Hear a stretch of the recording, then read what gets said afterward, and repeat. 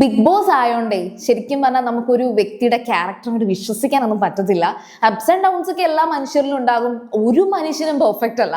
പക്ഷെ എന്നാലും എനിക്കൊന്ന് പറയാൻ തോന്നി, അനീഷ് ഒരു മുത്താണ്. മുത്ത് എന്താണ് സംഭവം നോക്കാം. ഇപ്പൊ ലൈവിൽ നടന്ന വിശേഷമാണ്. അപ്പൊ സീരിയൽ ഗ്രാൻഡ്മ നിങ്ങൾ ഫസ്റ്റ് ടൈം കാണുകയാണെങ്കിൽ ചാനൽ ഒന്ന് സബ്സ്ക്രൈബ് ചെയ്തിട്ട് കാണുക. അപ്പോ അനീഷ് രാവിലെ തന്നെ ഈ പാട്ട് കച്ചേരിയൊക്കെ അവിടെ നടക്കുമ്പോൾ അനീഷ് നന്നായിട്ട് ബ്ലഷ് ചെയ്യുന്നുണ്ട്. അപ്പൊ ഞാൻ കരുതി ഓക്കെ, വീണ്ടും ഈ ഒരു ചാപ്റ്റർ ഓപ്പൺ ചെയ്യും എന്ന് ഞാൻ കരുതി.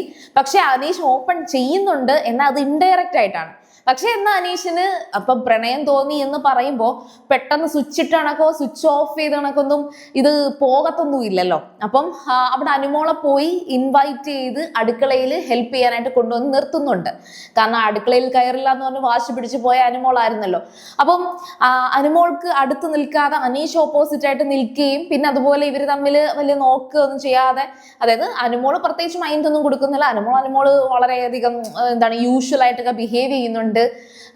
പക്ഷെ അനീഷ് ഇടയ്ക്കൊന്ന് നോക്കുന്നുണ്ട്. അപ്പം അക്ബർ അവിടെ പാട്ട് കച്ചേരി തുടങ്ങി. അക്ബറിന്റെ ഒപ്പം തന്നെ നെവിനും പാട്ട് പാടാൻ തുടങ്ങി.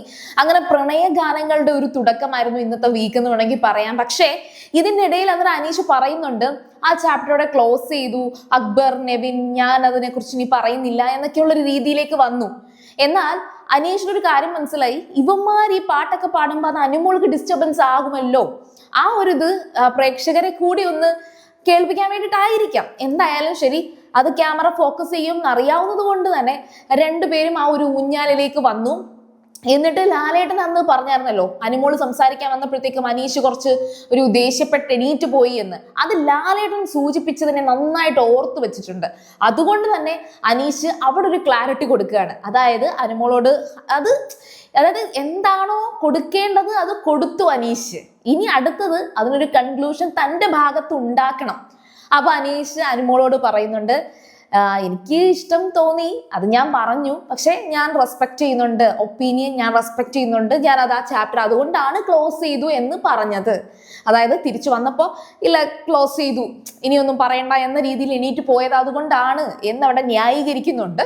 പിന്നെ അതുപോലെ എന്തെങ്കിലും ബുദ്ധിമുട്ട് തോന്നിയിട്ടുണ്ടെങ്കിൽ ക്ഷമ ചോദിക്കുന്നു എന്ന് അനീഷ് പറഞ്ഞു. അപ്പോഴത്തേക്കും അനുമോള് സ്വാഭാവികമായിട്ടും അയ്യോ ഇല്ലില്ല, ക്ഷമ ചോദിക്കാൻ വേണ്ടിയിട്ട് അങ്ങനെ തെറ്റൊന്നും അല്ലല്ലോ, ഇഷ്ടം തോന്നുന്നു എന്ന് പറയുന്നത് തെറ്റൊന്നും അല്ലല്ലോ. അപ്പോഴത്തേക്കും നമ്മുടെ നെവിൻ പാതിയൊക്കെ ഒളിഞ്ഞൊക്കെ കേൾക്കുന്നുണ്ട്. അതിലേയും കൂടെ വന്നപ്പോഴത്തേക്കും രണ്ടുപേരും കള്ളനും കള്ളിയും ആണല്ലോ.